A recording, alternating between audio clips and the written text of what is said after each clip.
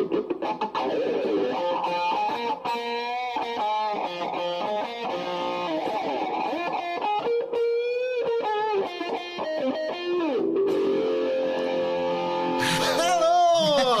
welcome to WrestleCulture. Smoke on out. Was enough. He's got a hairball. I mean, as that happen to old people. You ready? Just cats. This is very much on the fly, but I'm quite Got excited. this? Yeah, I got this. All right, guys, ready? I think he doesn't got this. You'll permit me to read. Based on the evidence. I'm just trying to set you up for success, you see. Yeah, lower the expectations. Yeah. We'll be all right. Ready? Too hot to handle, too cold to hold. They're called WhatCulture and they're in control. Had them throwing a party for a bunch of children, while all the while the studio's in the building. So they packed up the group, got a grip, came equipped, got the podcast partner, and they came as split, found about the big ring, the place for the best thing, to battle the boys, that's pro wrestling. Oh. That was by Bobby Brown. And of course, Bobby Lashley debuted in AEW this week, which is why that song works. And also Nicholas Watch Ghostbusters 2, and I've been listening to them on our own for the last few days. And welcome to WrestleCulture. I wish I was on my own. Hey, that's your prerogative. Well done. That was good, actually. Yeah, that was That's just... good. If you're wondering why the stream was late, it was because of that. Yep. Yeah, sorry, that kind of hit me last He week. had this And Matt Reigns. Eureka And because of moment. Matt Reigns as well. Yeah, and Matt Reigns, obviously. Please forward all complaints to that Matt guy. Reigns. Wait a minute, whoa. If there's one thing I won't allow this podcast to do, it's abuse Matt Reigns. That's been my stance kind of from the off. Yeah, well, why are we to be griefing fair, my best friend? in your defence, this isn't your podcast. You can go whenever you want. Like, That's true. That's just- yeah. so true. Actually, in which case, yeah, sorry, Matt. Yeah. So we don't want to tolerate that kind of fairness on this podcast, actually. But welcome to WrestleCulture, and as the sort of last opportunity before Wilborn rightfully retakes this throne and gets the train back on the tracks. I don't know if anybody saw the Dynamite review yesterday, but we got booted out of the studio in the first few seconds. Yeah, well, that's what happens when you mess with the collision cops. There was a knock on it, come and knock on our door. Somebody has not been colliding. That was what we were told. That was what we were told. Me and Sidgwick burst back in at the end, and then by then the Dynamite review was done. Check that out if you haven't already, and check out all our podcasts, which I'm not going to do the normal intro for because there's no pressure to now, because I'm told this is... Because you've nailed the song. Because Because I'm great, actually, so... And it does lead us to, obviously, the most famous Bobby in our world, Bobby Lashley, finally arriving in AEW. He arrived, of course, to beat up Swerve Strickland, the formation of the Hurt Syndicate formally. We've known it's been happening for weeks, but they were saving it for Fright Night Dynamite. Nicholas, you were sat in the producer chair listening to me and Sidge. Yes. Sorry. Listen to Collision Cops talking about me. You never heard our take. I don't know what you're talking about, me. You didn't show up for work. What did you make of this? I enjoyed the fact that he's back in wrestling. Okay. That's what I'll start with. I think he looked like $1 million, which is very important. But no surprise there. Yeah, I was Bobby going to say, Lashley. it's not hard when you're Bobby Lashley. And obviously this helps because they have history with her business where they were all looking like the bollocks every single week, which is, I'm right into that kind of thing. I thought the execution needed work. Yeah, and that's not his fault either. No. This was a problem. Actually, the show overall, much better. Loads better. Lots of little moments where you really need to nail the production. Just need a little bit better. And that was one of them for me. It just felt cluttered. It didn't feel like... I mean, it's going to be impossible not to sort of repeat the takes of Deputy Dax and Constable Cass because they were making some great points, as was Officer Rafone, who, let's not forget, he was a bit part in all of this, but he was there. But truthfully, they felt quite menacing a lot prior to this. They did not feel as menacing as I thought they would when Bobby Lashley arrived. However, I'm very excited to see him. He's so big, man. I can't wait to see him go through people. And this is overall net positive for me. Yeah, absolutely. Me too. I thought the Shelton Benjamin Swerve match was really good fun as well. Like Shelton Benjamin's just been on a great run. This last 3 weeks, it's like, hell yeah, you get yours, Shelton. But it's just that this is the kind of the main entrance of Bobby Lashley. Like that's the kind of thing that WWE would have practiced so many times going into that. They would have rehearsed it. They would have had the exact moments when the lights come on, when pyro goes off, when like the exact camera move. And the name just did not appear. Yeah. It should have been there in the middle. And now I know that's WWE brain, but that's production brain. That's film brain. That has to happen. And you only get one chance to make this first impression. I know he's obviously made an impression elsewhere, but like that, your first moment in that company needs to be a popper, and there was just a bunch of things that were just going against it for unnecessary reasons. Like he walked out and he was in pitch black, and he was there, and then the lights kind of turned on really awkwardly, and the point like it's AEW, they bloody love pyro, but that felt like it was a pyro moment and there was no pyro. Pyro and a name. I was literally begging for it, and then the name came after. I just like slowly creeped on. I was like, this is why you see all the footage of Triple H, and I'm not. This isn't a them versus each other thing, but you see him drilling and drilling and drilling. Why and you have they to, do that? because when you only get that one shot, he'll be absolutely fine. He'll come through and kick everybody's ass. How good did he look? He looked amazing. Like that suit he got, and not take that away from it, but you're right. It's that moment, isn't it? Yeah, and it's like if you you can't really replay that now because it's just tainted a little bit. And like if they were like going to use that as a production package, the production team, the editing team, I would be really annoyed. I'd be mad. Like, well, what shots can I use of this? You can use the beatdown. You have to do some masking on that screen and try and mask it through, but try and figure it out. But it's like, I think so. This is not me being generous to AEW's production gaffes, I guess you could say, in that last few minutes, but there was one that I actually really enjoyed. The clear voice that we could hear from the referee shouting 90 seconds, 45 seconds, 30 seconds. It's stressful, obviously. Yeah. Like you've probably done this sort of thing for WCPW, maybe, like having to watch for people timing things out. Yeah, we don't have to get out for TV time. No, but like, don't. That's just me moaning. Like, why is he taking 5 minutes? You're taking 5 minutes. 10 minutes ago. You're taking 10 Get minutes. Out. You're taking 15 minutes. An indie wrestler going long. What? No, but I was really into that because I still trusted like MVP to hit his mark, get his line out, and he did. But it was kind of amazing to watch because there is somebody that could have, like in a different sort of position there, panicked and maybe thought, no, I'm just going to do it now. Oh, everybody get in a position, and all of a sudden the mask drops. No, he didn't. Like we could hear the screams, and I'm thinking they must have told him 90 seconds because they're worried he's not going to get the big line to go for the show, and he nailed it. Yeah. TV wrestling, it really, you got to see a second of that, of how much of a skill that is. You know? Yeah, for sure. You were worried in case. I was trying to figure out what way around was the problem. Because he, obviously, that line was great. Perfect way to kind of salvage the end. And he did manage to get them all roughly in a good position to look like. And that there's a few photos in the gallery. That one where they're all, Prince Nana's getting choked out, that holding Swerve's head is just amazing. Yeah.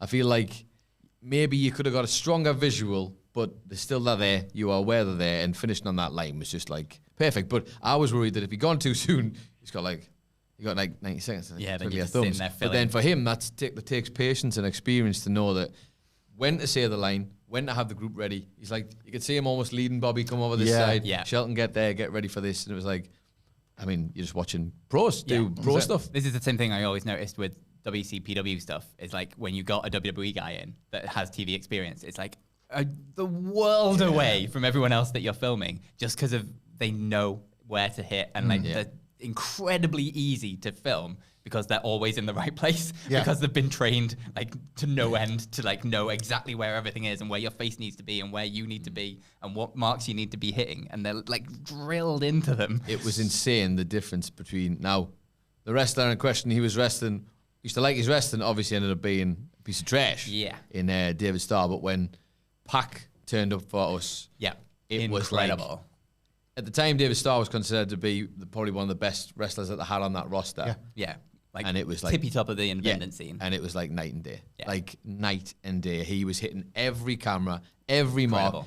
And it's your brain's trained to watch it in a way where you expect them to hit the turnbuckle and do the pose. You expect them to go here and there. Yeah. You don't notice it until you put it next to each other and you're like, oh, it's like... It is drastically different. The instincts of me where I want to cut to at any one time. He's just always looking at that camera. It's like, how do you do this? Like Drew was the same. Like any of the WWE guys, it's just worlds away. But I think that moment at the end is something AEW often struggle with in terms of having that one like definitive moment to sort of bookend a match or something. Yeah. Like the Private Party match is a good example of it, where they never quite got that big pose moment with both of them together holding both belts. There's always like one of them holding the belt and the other one's kind of looking away or something. There's never that one shot that's like, that's it. That's your hero shot of like these guys. Like when they go into the crowd and you're like thinking, just take a beat. Yeah. Take a beat, get your belts ready together, compose yourself, go. I know you're excited, obviously, as they should be. You had a huge moment for them, an amazing moment for them. But that's the difference between just take a breath. And I think there was a couple of spots there that just needed to, on the show, just needed a breath. Yeah. But much, much better, though. Much better. Yeah. I think that's like one of them things that, because for years it was Kevin Dunn's million cuts and wrestlers almost looked like they were frozen on the spot to find the red light or whatever it was they were supposed to look for, basically. it got a bit misconstrued that was the wrong way about doing things. Like, nobody wants, I think, AEW to just like copy WWE. I think we're long through those debates and stuff. However, you do get conditioned to a certain kind of wrestling production on screen, and you can see why they do some of the things there. You know, we joke about it, but the Performance Center isn't just find the hard camera. There's obviously other things to do with your footwork and about your ring position and about, as you say, about Pac, like even just finding a camera to pull a face. Britt Baker is amazing at that, and she's not a Performance Center graduate or anything. You know, there's some wrestlers who just have it, and I think like that example of Private Party is perfect because you can still make it feel as real and as organic as AEW want to, while having it in the back of your mind. Yeah. There's a beauty shot to be found somewhere. Get that as well. If you've never had that conversation, and you're in a company that, in their defense, the reason it exists is to allow people to have more creative freedom and to have. But with that, there's got to be that little bit of knowledge in your head, I guess. But if you're them, I mean, I've just, when you've just come off from the live shows that you do, like for us, you're not thinking about like nailing the shot, are you? No. How many times did we forget to take a picture at a show with the crowd? We've done it before we go into the stadium and go and watch the shows. Like, because you're just so caught up in the moment. The adrenaline that's running through them as well. So it's hard. And they're like, very hard. First huge moment on telly getting these titles. It's like, totally get the pass from me, but you're right. In terms of if you want to get that one shot. Yeah.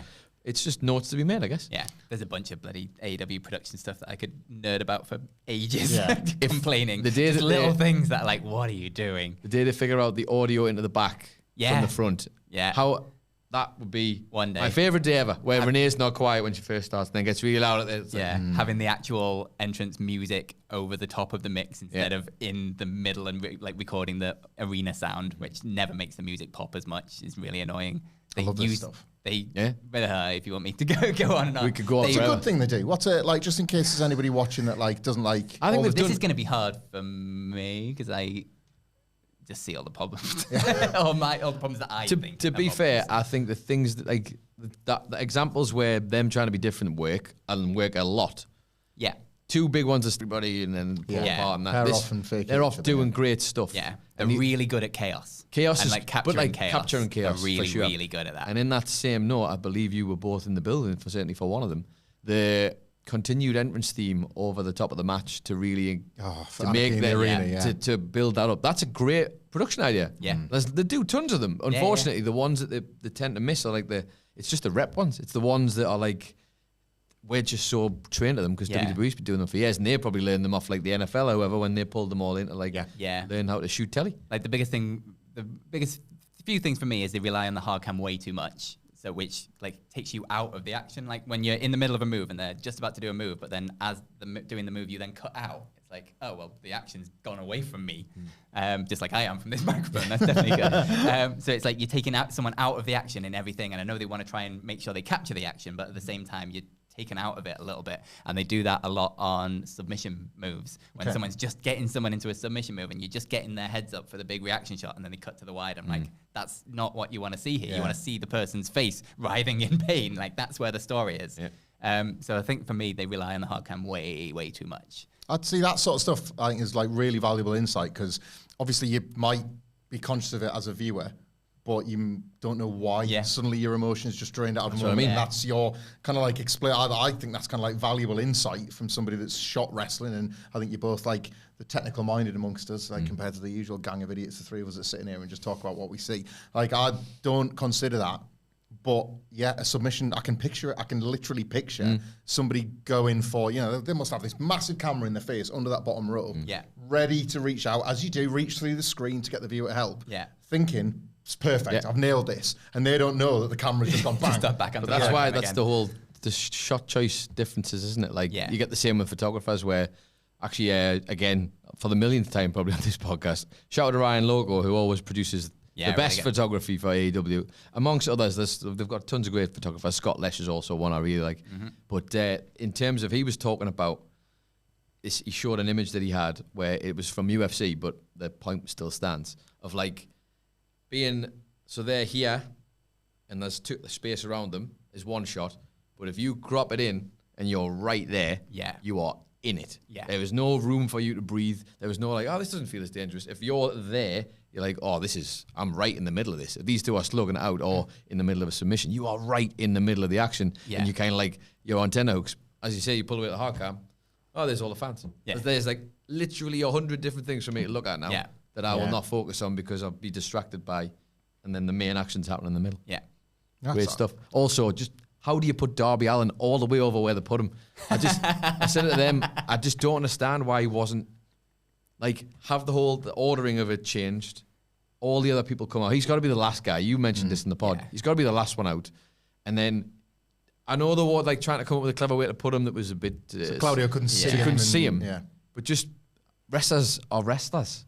They'll just pretend he's not there. Yeah. Have them facing out and have him drop either in the middle of the ring or at the top of the ramp or something for that real big moment. Get your cameraman ready. Get the whole shot. Here he bloody comes. Yeah. That Darby Allin, have a little pause. Maybe don't have him hanging there like a piñata for a little bit. A bit weird. Unlucky that, I guess, but...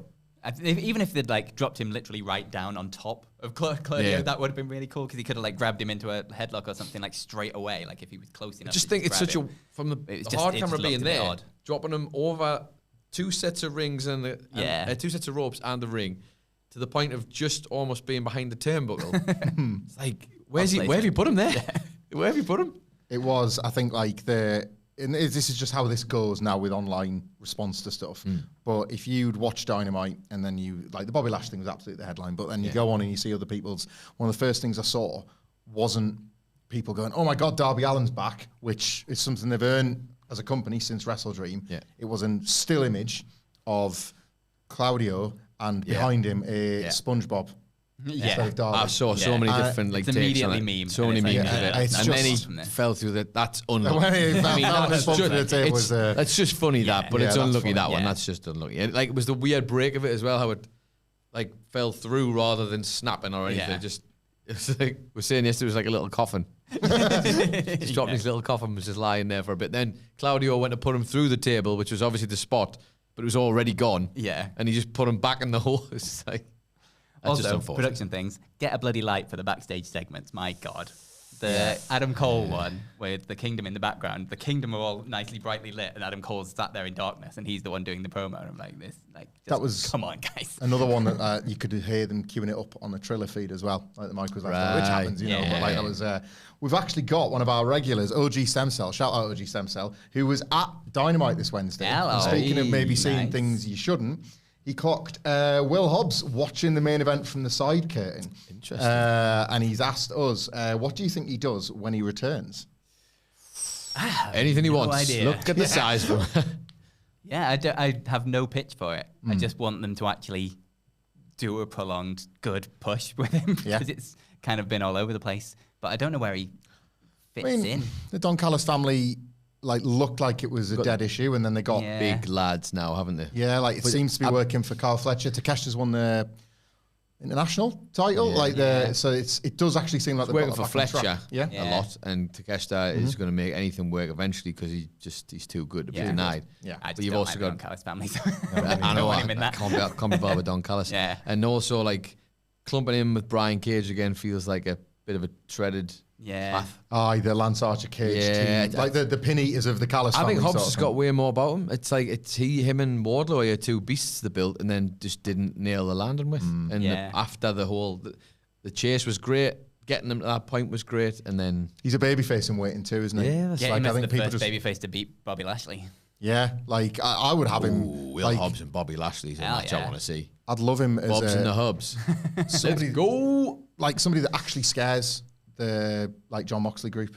Somebody that can send some of them running because Jesus Christ, we didn't count on Bauhaus Hobbs. I mean, you're not convinced the Dark Order are the ones for the job. Look, I'd be scared of somebody holding nunchucks. So I will give John Silver that. They've taken a lot of grief this last couple of weeks. But it was probably better that all that stuff was left alone this week. Yeah. On the Hurt Business, John Carter, thank you very much, Syndicate, John. I think you'll find. Well, he's called them. So with the Hurties joining AEW, they will be indeed the Dirty Hurties. They got him. This is a fair question because at last count, thanks to our friends at Grapple, it was 18. Does AEW have too many heel factions, and how do they resolve it without just disbanding them all? I should point out it was 18. They arrived at 18 factions when they were trying to come up with them off the top of their heads. Right. That changes depending on allegiances and stuff. But is that including Ring of Honor, or is that? Possibly, I'm not sure actually, but still insane. It is, yeah. It's a lot. And to John's point, how do they resolve it without just disbanding them all? I think that's the key question, isn't it? Because you debut the Hurt Syndicate in that, like, not just the main event segment where they beat down Swerve, but it was like they were beating up security guards. So it was as if to say, oh God, we need to get these people out the ring. That's bad booking. When you've got this John Moxley stable running roughshod, these security guards have never once tried to help Orange Cassidy or Bryan Daniels. Well, they did with the bag, but like, do you know what I mean? It was like wrestlers for them, security guards there at Hurt Syndicate. Also, you could probably make a 19 heel factions now, because the fact that Conglomeration do not want to help Orange Cassidy in any of this is like, what did he do? What did he do to you? Well, he only loved you. Danny Garcia and Private Party are always like, we'll be there in a few minutes. You probably got it. Like, hey, if you don't have it though, we'll be straight through after this game of FIFA. I don't know. I think you said about the Don Callis family. I'm kind of giving them a stay of execution now, but 6 months ago I would have wanted them gone. Yeah. It's like they used to be quite good at this though. They were amazing at it. Yeah. Triple H stole it. Because but they aped it from New Japan. Yeah. New Japan were great at this, where it was like, you have them in groups, but just because they're in the group doesn't mean every single week it has to be group versus group. Yeah. That works because it serves tags. It serves, 2-on-2 tags, 3-on-3 tags, 4-on-4 tags if you want. Singles matches. Gives you an excuse to not give away the big money singles matches. To not do them, but have them in the same area at the same time, in the same ring. Like, they used to be really good at it. They really did, but maybe that's the problem. Maybe there's so many, and then getting the heel face aligning. The problem we've been speaking about for AEW for years of just roster bloat in general. It's just too much. There's only so much TV time, no matter how many TV shows you create. But I am looking forward to watching whatever they do with them all. I'm looking forward to watching the Hurt Syndicate kick all their asses. Yeah. They feel like the real deal, don't they? They do feel like I think they've done well with the Hurt Syndicate so far in terms of Me too. It feels like it has a plan. It feels like it has a course that they're following and isn't just like a week-to-week kind of thing. It's like laid out that this is happening. They didn't rush the Bobby Lashley thing. Yeah. I think they've been doing amazing well. names getting those business cards. Like Mercedes Money's career turns around like that if she joins Leo Rush. I think that's a must for her, me. Yeah. I feel like that's just a must. Like, start again. Yeah, it's just like, look, it seems like she's ousting Camille. Yeah, It's just like, press the erase button. Like, you tried it, hasn't quite taken for whatever reason. I'm sure there's a plethora of them, but like that's a good start. The one thing I'd argue maybe they were missing properly the last time, like, because then you can have it stretch across not just one division, but two. Allegedly, there's another one in there as well. We haven't had Marina Shafir try and dominate the women's division, but now she can. Exactly, same thing, man. On members of the Death Riders, Jeff Raidmaker, thank you very much, Jeff, says, happy weekend, legends. When are they finally going to let Pac get dressed? Surely never. Never, ever. That's, never, ever. Full gear forever. That's it, yeah. Pac's deal. Quite right. I saw that. I love that, like, every now and again I'll see a little, it was like the meme about dress for all seasons, and he's just, when he's full gear, autumn, summer, spring, winter, and he's just standing there in just these gigs, like in different locations. You hear about like so good, like AEW being a little bit on the chaotic side on TV tapings days, and people get. Wouldn't it be amazing? Because obviously he's from around these parts. In case you didn't know, I always see whenever he does the packages, all the shots of the bridges and that. I live so close to bits where he's run down on the quayside. I just on the high level, and Pac's just like standing in the middle of the high level in his full gear, cutting a promo or something. I was like, "Oh, you bastard!" I'm like, "The bastard!" It'd be like immediately he would snap out of him and be like, "Oh, embarrassed because I'm standing in my kegs in the middle of Newcastle." I'm like, "Me too. Look, here we go. I did. We're friends." I did bump into him at the Far Side gig. Yeah, and he was wearing clothes, so I can confirm that he does wear clothes. I did say hi. He just wandered off. I don't know. He probably was just trying to ignore the world, I imagine. You had a real chance. I don't think he remembered me. Tell the people here that he was wearing his underpants. He was keeping kayfabe at a gig. Yeah. He was. I was meant to be at that gig with you as well, but then I ended up in like a different country somewhere. When I would see him on the indies up here, the full gear thing was happening then, not because it was part of his gimmick, but just the fact that, like, with great respect to, and Jimmy Blade, a regular contributor, was wrestling on these shows. Yeah, man. There was a lot of like younger lads. Phil, you were one of these younger indie wrestlers once upon a time, where it's like kick pads, t-shirts, shorts, that kind of thing, just trying to get going basically. And then Pac's got this incredible body, proper gear. You know, it's like, I'm a wrestler, like a wrestler's here. Like it was an actual, like, and actually. I don't know if you've got a point on there about this. It was just the arm size was the big thing that stuck out back then. I was like, Jesus Christ, he's smuggled balloons up there or something. Like, you get so used to the local guys that are working on a Saturday, just have some fun and have got the shoot jobs in the week. And then I'm sure you've done, well, I know you have because I've ripped the audio for the news. What's your take on this Cody Rhodes thing? Interesting on the idea of physiques and, you know, bodies. Do think there's a valid point in there somewhere about this idea of like the business that they're in is aesthetic business. Yeah. Like I think for a guy Hollywood actors are in that aesthetic business as well. It's like, so I can understand what he's getting at. I just think maybe the point was muddled a bit in his execution, perhaps. Yeah. For a guy who is usually like so considered about what he says in public, I think he just he said something and it wasn't the point he was trying to make. And it's like if you take it seemed out of character for him. It seemed very out of character for him. Basically, go ahead and body shame wrestlers. They need it. Well, no. It's like, well, that's massively incorrect. But there's no doubt that it's an aesthetic business. But like, you can also. But that's a big word. Yeah, like, aesthetic covers a number of different absolutely, and it's not just that aesthetic. Kevin Owens and you can have Pac and stand right next to each other, and both of them are very worthy of being a wrestler on TV, just in very different ways. And you should be encouraged to enjoy the different versions of wrestlers. It would be so boring if they were all just the same wrestler over. We're already talking about the homogenizing of wrestling. Loads more now because the companies have been eating up. Yeah. I don't want them all talk about the very real thing of like body shaming ain't cool. Don't be doing body shaming. Body praising, let me tell you. Body praising. I'll do some body praising. This guy. Hey, I was drawn in by Mick Foley, so it's different value systems. Different value systems. This is it, right? Maybe Cody Rhodes was drawn in by certain wrestlers. Maybe he's not seen tape of like Dusty Rhodes or something. If he just sees that, he might think, oh yeah, he can have different bodies. I don't know if he's seen him work. Maybe. Couldn't say. It's hard to say. Yeah, he's never brought him up. But like, no, I like range, I think. Yeah. So the same era in which I like the Ultimate Warrior and physiques like that and Rick Rude, there was also a Dusty Rhodes. And there was also like, yes, that was a culture and most wrestlers were kind of expected due to that culture to look a certain way. But yeah, it's range is key. And you don't like shaming's bad, obviously. It's some of that stuff. And I imagine Cody Rhodes probably thought that could go without saying to the point where he could, if he'd have articulated the point differently, he wouldn't have been stressed the first bit. Yeah. I don't like go online, especially or in buildings and be cruel to people for how they look. It's like that extends past wrestling, doesn't it? Like, you know, like that's. Oh, you were born. Oh, that's nice one. Nice one for being born. Tasty pig bone here. There you go. That's your problem. It's like, what? This is giving us the perfect segue though, because making his first ever. The first ever comment is Cody Rhodes. Hey, Cody. Tono Ambris. Stop shaming people, Cody. Thank you very much, Tomo, for your first ever contribution. To say, hey, Nicholas, has anyone ever told you that you look a lot like James Drake? James? Oh, I have heard James Drake before. Yes. When I had the longer hair in the past. Shut up. In fact, I do every now and again when you talk. During the pandemic, when I had longer hair, people used to say that a lot on videos. A lot on videos. I did not like it. The one I seem to get, and you were there for this, is, and I didn't know who he was until we went away to Valley Mania. There is Shaun White, the snowboarder, who also used to have long hair. Googling him, like, who are they? Who is this person?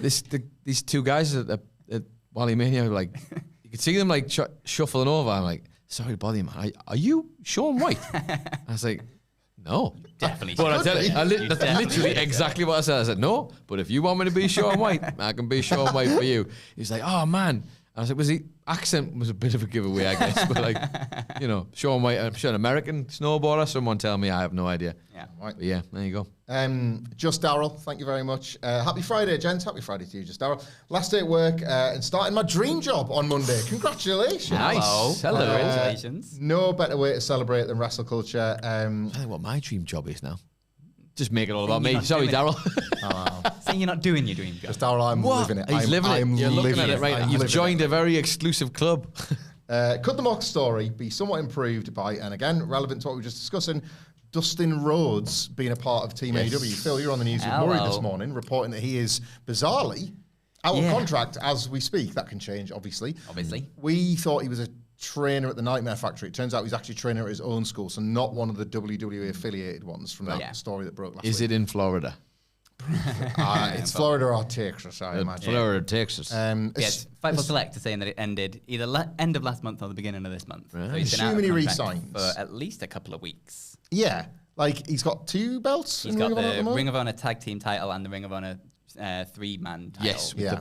the Von Erich kids. So he's got 2 belts, but also it might just be, I'm going to let this expire just to see what other offers are on the table so I can take them back to AEW and get more money. You know what? It sounds a lot like a time when another wrestler was in AEW and had a belt and his contract was magically up. Yeah. And then he came out and cut this promo that was just Really weird. Really weird. So when you see Dustin Rhodes come out in a suit with no paint on and he just starts talking about CM Punk. Just to Darrell's point, he'd be perfect for the Mox thing, right? He would be wouldn't he? absolutely perfect for the Mox An thing. AEW original, unbelievable heat when he beat down Dustin Rhodes. for getting pure beat babyface up, you mean? I thought you meant for joining us. No, no, God, no. What? Going up against him. Someone who can bleed a lot for John Moxley, Yeah. who you know he'll like that. Is there a possibility, though, that... let's talk the other I think side. so. Because Yeah. I think he's not daft. He'd do business with the titles. He's not. He's not. No, he's not God, that no, for yeah, sure he'll not. But 100% is do there a chance that he maybe goes on a play-by-play, drops the belts? Because I think if I'm Dustin Rhodes, by the way, he has not lost that many steps. Let's be honest. If anything, I've watched him excel while he's been wrestling in AEW. Part of the Fightful Select thing was that this year he has wrestled more this year than any year since 2020. And if didn't go on this hiatus, he was on track to have his busiest year since 2018. Wow, that's in terms crazy, of man. in-ring. Fine wine, Dustin Rhodes. Absolutely, Yeah. but I think he could add something to that. But if you could tell us what the dream job is, Yeah, I I'm was very thinking curious. this as well. but I was hoping it was going to say. Please Yeah, don't. let me know. If you don't feel comfortable, that's fine. But I'd love to know. I'm curious. I'm a nosy bastard. Edward Shirazhands. Hello. I believe his first name is Steve. I couldn't possibly dare try it. If you were, That would be some known. rudeness to try it. if you were to try it though, what would it sound like? No, it starts with an N, not with a B. Nikolakopoulos, which is wrong, isn't it? Because he I told don't know. Wilborn that was wrong. But I don't know how we still don't know this. At this point, it Yeah, has he become has a told runner. us at least So twice. well done. Steve. Edward Shirazhands. Yeah. Long-standing. That's fan. how I know Yes. him, the long-serving podcast horseman fan, Edward Shirazhands, who has multiple stars on the Hollywood Walk of Fame. Which, Well deserved. please, if you're in the comments, don't ask me for one. He loved it. Don't ask me for one. Good day, handsome gents. What would you rather?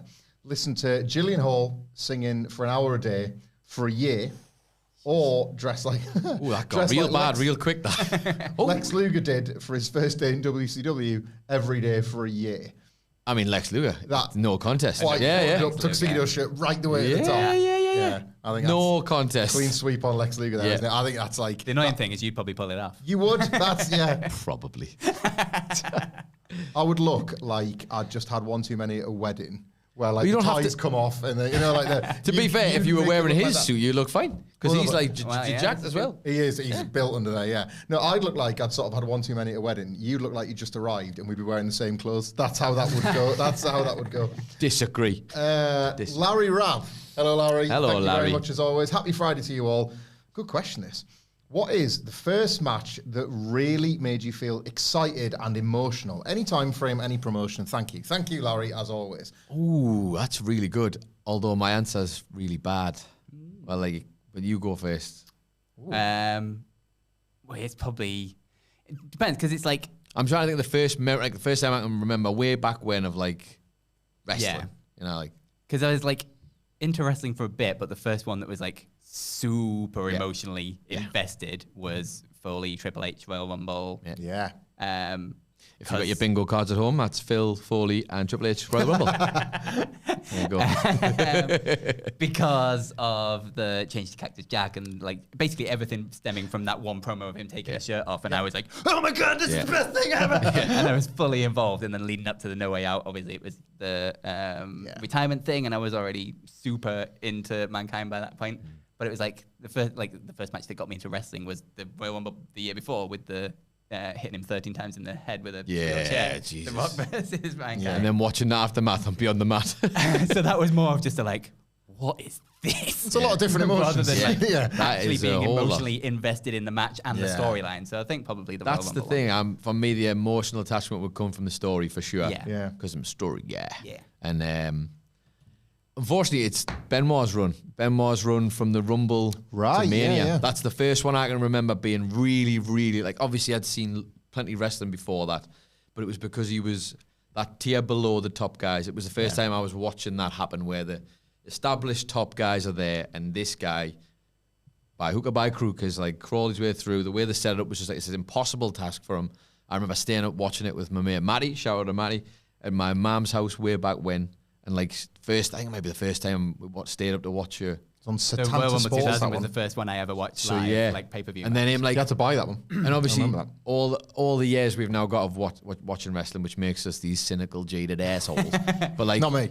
not you, obviously, for sure, not you. Yeah, like, but him pulling Big Show, I was like, it's this visual. I know the joke forever. Will how does he get him over the top rope? But imagine going back and resetting the button. You've just never watched it before. Yeah. It was So amazing. like, How how does the he hell get does he him get him over the top over? rope? And then he does, and it's like, that's amazing. And then him getting like Little Broad by Sean and Hunter the whole time, who think it's all about them. Yeah. Whether or not they're putting them over in real life, I know is a different question. But like, eventually to give him the win, it's just like, this is absolutely unbelievable. Blew my mind. Him holding the belt was just like, how, he's not supposed to have it, is he? Yeah. He's not supposed to have it. And then, delete. That was the Rumble in particular. It's like, that's one of the best Royal Rumbles ever that you kind of never go back and watch. And it like, but there's the Mick Foley and Randy Orton stuff folded into that. There's Goldberg coming in for his last big run. Yeah. It's That's a the thing, man. really Yeah. great Rumble. It was a hot And moment. It's not one of them ones that ages well, because the Benoit story kind of is from minute 1 to It dominates 60 the whole and- thing, for sure. And Go on, not to Sam. interrupt, but the picture's always there, you always see it. Is it the same one when is Eddie winning it? Yeah. It's the Yeah, same Eddie one. winning So that. Eddie wins at No Way Out, so by then he goes into Mania. that's right, he's in the champion, he And it's like, retains it's against Benoit's yeah, job yeah. to get it done as well. So they So both, they've got parity. but that Yeah. picture, the amount of pictures that got lost because of obviously the very terrible things that man did. Yeah. Like the one of him and Eddie though is just like it's just unbelievable. Yeah, with the absolutely confetti coming unbelievable, man. Like, and now I don't get to enjoy any of that now. So, but there's much more important things that happen Yeah. there. Anyway, what about you?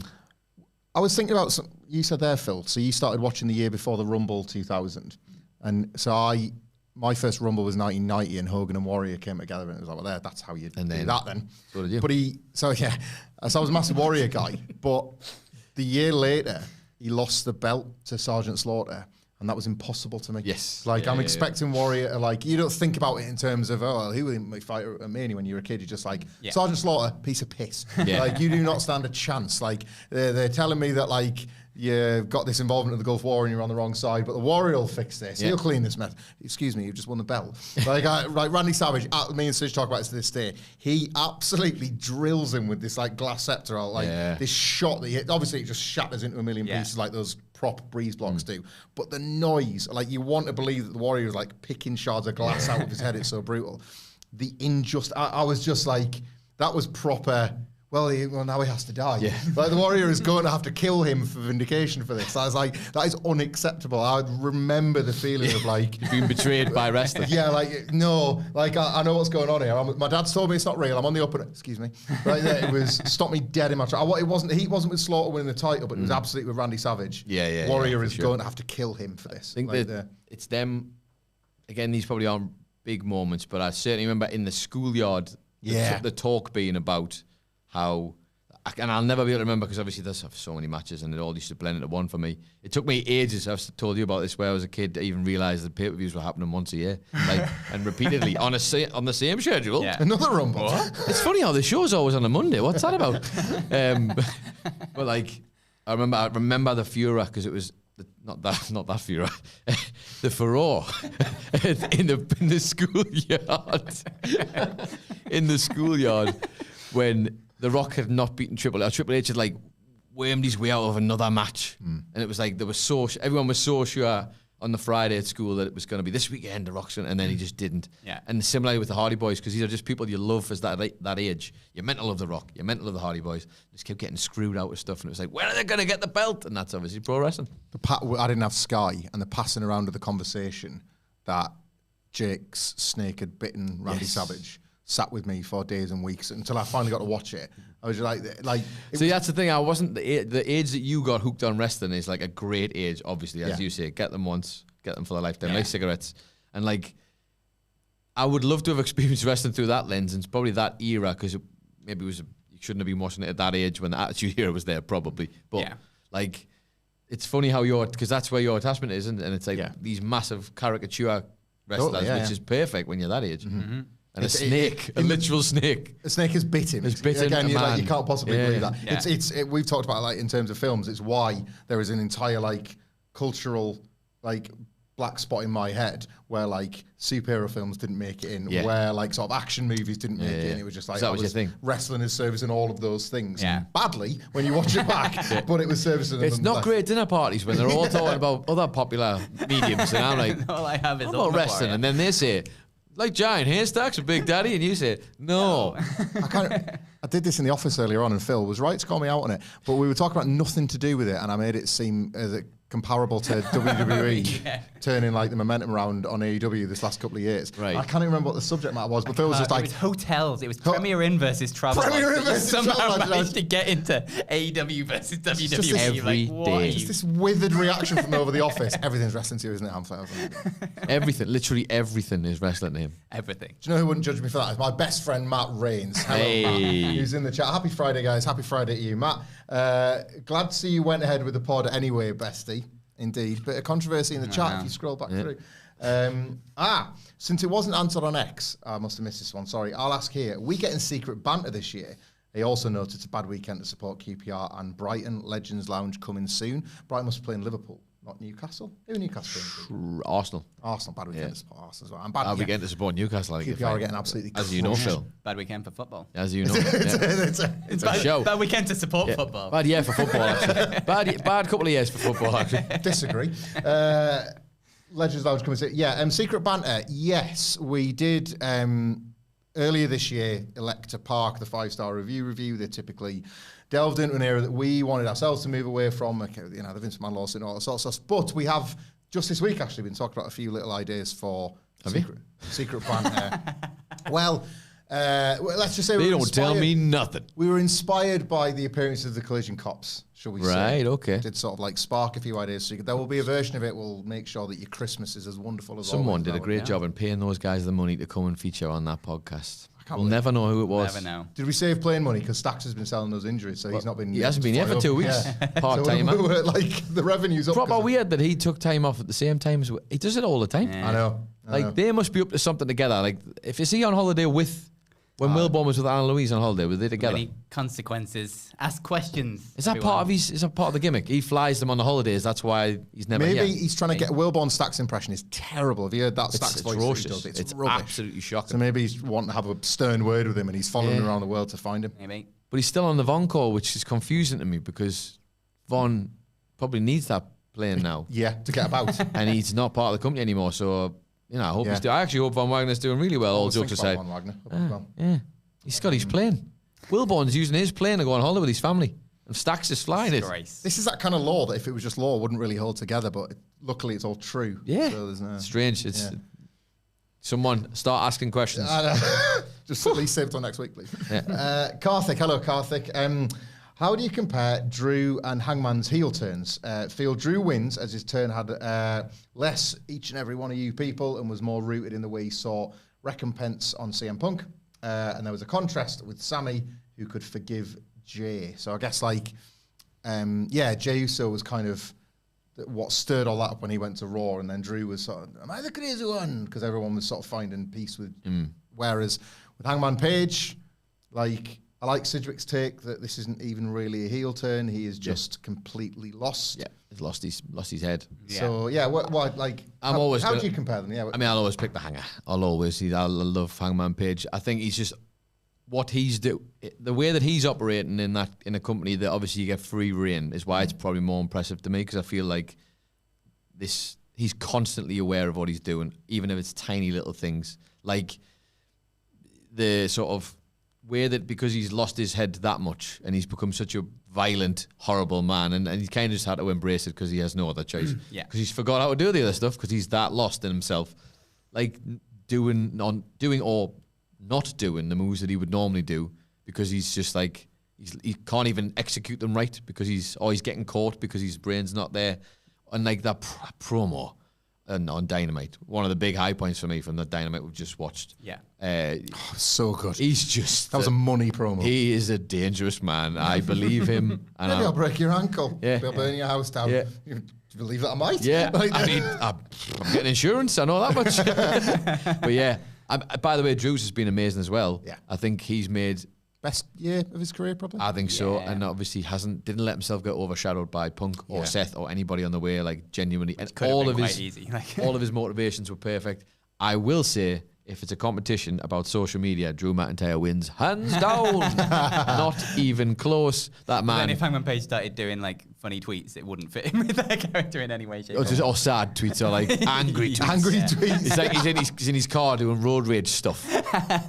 Sorry, on his horse doing road rage stuff. As it were. Yeah. But yeah, Drew's like phone stuff. Yeah. Incredible. That text when he's at Mania at work. Oh, God. Good stuff. Yeah. I really just like them both. Like, I like any kind of heel turn where the guy is fully justified in his own head. Yeah. It's like everything makes sense to him. The villain and has it's to have a everyone point. else that is wrong because they can't see it his way. It's like how they're doing the same thing with Kevin Owens at the minute. And like, but it's all three of them, like you can compare in terms of heel turns. They're all justified in their own actions. They all have their own motivations that are fully realized and evidenced in what has happened to them in the past. Yeah. Like if they were to present a case, you'd be like, oh, that's actually great. Yeah, but they've all taken it in three completely different directions. And I just think that's goes to show how talented all three of those guys are, that they're taking, basically starting from the same place and going in very different directions and creating multiple different storylines and different characters that can come out of it, but that all feel real and justified, and their motivations are all logical, but illogical because it's warped. Like the style of Hangman illogical Page. in their head. Yeah. Sorry, logical in their head. Yeah. But you can always go like, but that's Because circumstantial. Like you're looking at it through that way rather than both sides. That tunnel vision of just looking at this one thing rather than seeing When you've got the everything. baby face that's us, that's trying to get them to listen to reason. Yeah. That then creates a Phew head, doesn't it? And you've got like this week we've had it with Sami Zayn and they win because they're crazy and they beat the crap out of you. You're like, I can't even reason with you. They're harder than us as well. Is it even And worse? Sami Zayn's the best at that as well. Yeah. In terms of, look, how do you not see the bigger picture? Like, we will touch on that a little bit. I want to be careful here. So we've got Crown Jewel coverage across the WhatCulture Wrestling podcast channel and the main channel and the audio feed. Myself and Phil did the predictions today. Me and Sige did the Crown Jewel full preview yesterday. It's all there for you to sort of dig into. But I want to just briefly touch on that potential main event, I guess, depending on who wins this month's political war between Cody and Roman. Because the bloodline of, 3 of 4, of Solo, the Gorillas of Destiny, and Jacob Fatu will take on SmackDown spoiler, kind of. I'm not happy about this. A reunited-ish Roman Reigns and the Usos. The graphic was dropped on Raw, as was my heart, which fell to the floor because it made me go and check out the spoilers. Not so good, Al. Like, I just want to talk about this briefly about this, really, and then we'll move on to the Bloody Good quiz because, the Crown Jewel, it's going to... Because your hearty's hurt. My heart is hurting, right? When Roman lost at WrestleMania... you don't want to talk about it, you just want to vent about it. A little bit. It was like, whack as anything, this. There's no two ways around that. Like the reunion was a big deal. Like, and you saw even a version of that because how awesome was the end of SmackDown last week? Like, multiple endings. Roman stood on the ramp. Like, that is like, oh, you think you finally got this payoff? No. Brand new cliffhanger. Like, strap in. And then it's a double taping, obviously, because they're in Saudi Arabia this weekend. There's also going to be a taped Raw. This is an awkward run of stuff that has to happen due to Crown Jewel and stuff. But, I could have understood Roman and Jay having like, right, we've got to have this match. We need to try and take them down. We don't need to be friends, but we've got to do it. I could almost accept that. I could even go as far as to say Jay, by embracing Jimmy, will also say we're not cool, but Jimmy has asked, and I'm saying yes for now. I'm saying yeet for now. And this leads me to my biggest problem. What is Roman Reigns saying yeet doing on somebody's mobile phone on a taped show rather than teased out? Nicholas, you're going to like this. I'm blaming the friggin' Rock, right?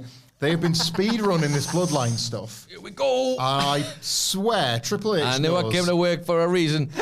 There are like 10 awesome payoffs about all of this bloodline stuff, and he's at a pick when he does stuff because he cannot have another one like this year.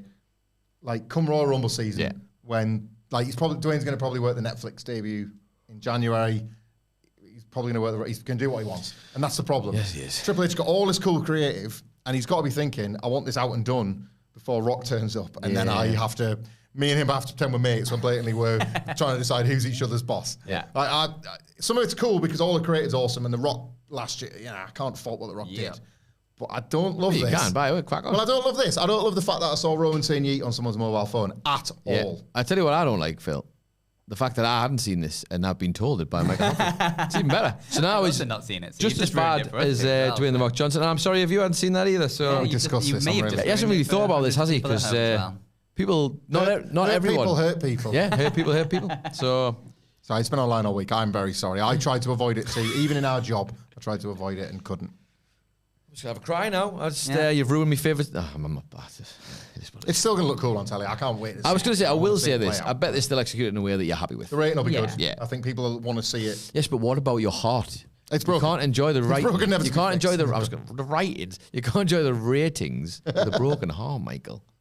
I think we are all missing the important part of all of this is that Dwayne Johnson can kiss my ass. Yeet. Yeet. Do you want to yeet, Phil?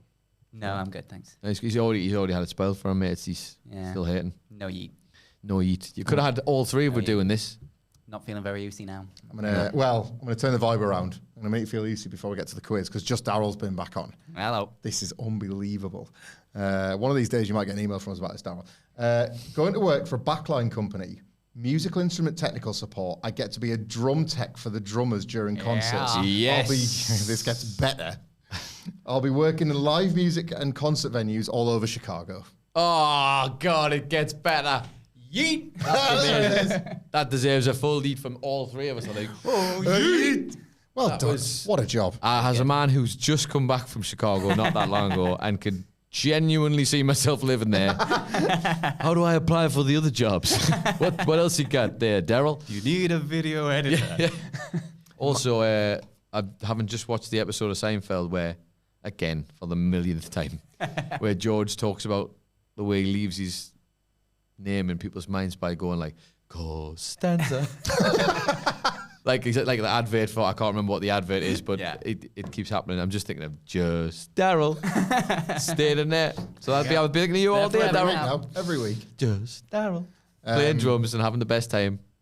If we ever were to do a live show in Chicago, we'll definitely be getting in touch with just Daryl. We'll find a reason to need the drums for sure, Daryl. Absolutely. I'd like live shows would be great all across America. I get anyway. We probably best not mention that now, should we? A few places would like to do all sorts of cities and states. I hear Skegness is good too, though. They got Skegness. They've got bright lights there. Yeah, set your soul on fire. Not a very big city. It's good. Yeah. Not massive. Anyway, we best move on. It's time for this. Do you want to go already? Good quiz. Yes, this week's bloody good quiz. I'll get to the name of who left the review in just a second. So the review says, I had a look for... Yeah, he's so bad at when he was doing a bit. He's very obviously doing a bit. Wilborn's got better at this. He's terrible at it. Okay, sorry, carry on. Listen, I understand you all live in the UK and suffer enough with the food quality and options. Right, hold on.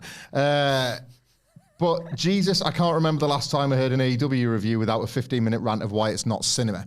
Now, the thing is, right, the reviewer's name is AEW greater than Fed.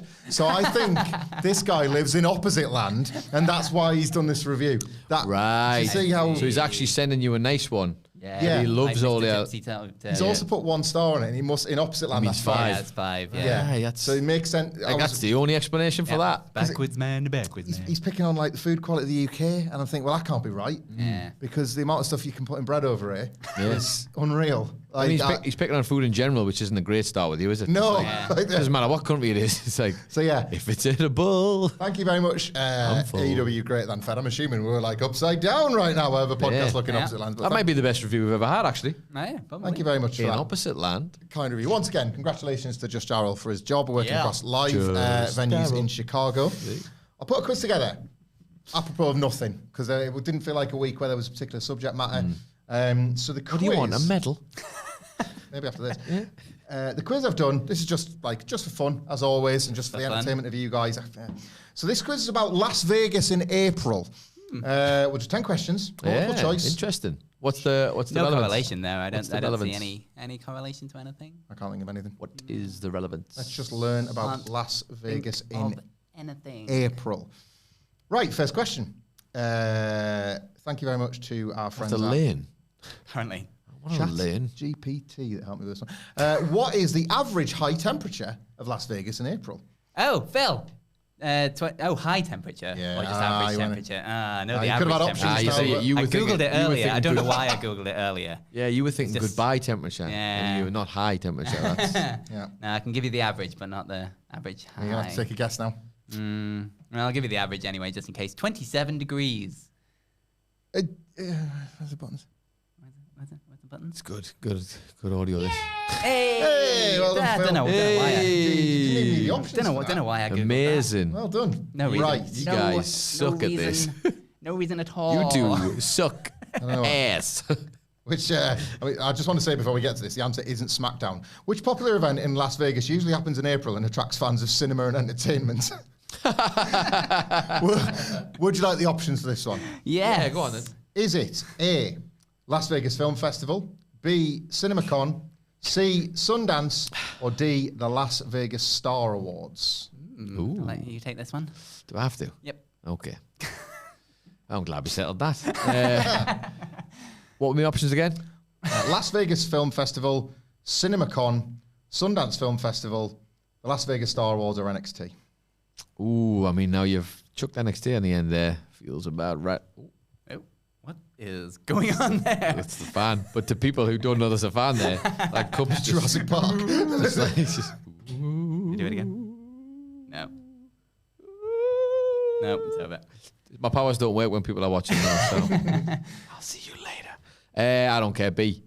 I'm just guessing and randomly pulling up my arse. Yeah. It was indeed CinemaCon, Nicholas's CinemaCon. favourite film My festival. favourite of all time. Takes all place cons. in Las Vegas in April. Question Yeah. 3. Not in cans. April. Not to be mistaken with cans, of course.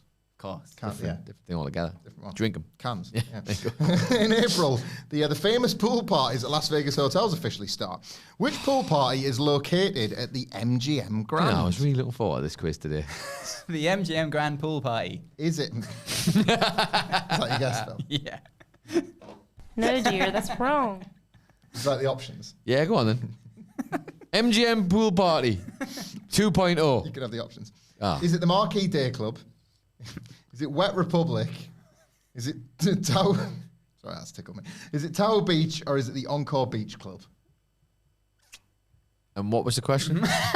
In April, which pool party is located at the It MGM doesn't Grand? matter. I don't know. D. The Encore Beach Club. Yes. No, dear, okay. that's wrong. It was remarkably Wet Republic. Wet Republic. Sounds like a Of course it world was. doesn't it? Good.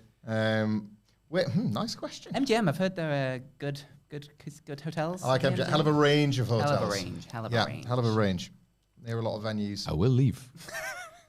Well. I do have other things to do. So- Which flower is commonly associated with the season of spring in Las Vegas and can often be seen blooming in April? Is My it word. the tulip, the desert marigold, the blue bonnet, or the sunflower? Desert marigold. Sounds about right. Yeah. It is a desert after all. Correct. There was a clue in there. What a difficult question. I'm enjoying this quiz and this time that I'm having with my Yeah. friends. Him announcing that he'd done a quiz today. I didn't realize it was like the toddler's quiz for Las Vegas. April in Is Las the Vegas name of which character? is the start of baseball season. That's what you were both thinking. Famous. Of course, yeah. But what is the name of the Las Vegas minor league baseball team that plays? Is it the Las Vegas Stars, the Las Vegas Heat, the Las Vegas Aviators, or the Las Vegas Knights? Oh, some good options there. Yeah. Yeah. I don't know. Heat. No, dear, that's wrong. The Stars, the Knights, or the Aviators? Knights. Let's go Knights. No, let's go Aviators. Yeah. Good instincts. Good instincts. It's 2 each. You're drawing at the moment. Are you exhilarated at home? How are you feeling about this one? This question, frankly, is remarkable.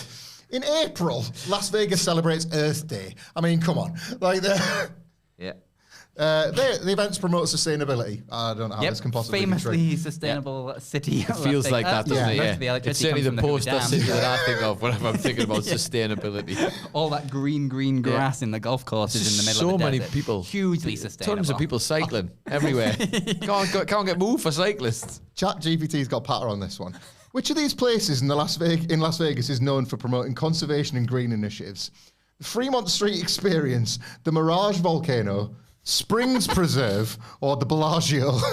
I really hope it's the Mirage I want to do the volcano. volcano one. Nicholas, I'm going with the volcano. Yeah. No, dear, that's wrong. The Bellagio. No, dear, that's wrong. Shocked as you both are. It's Springs Preserve. Ah, well, there you Never go. mind. Right.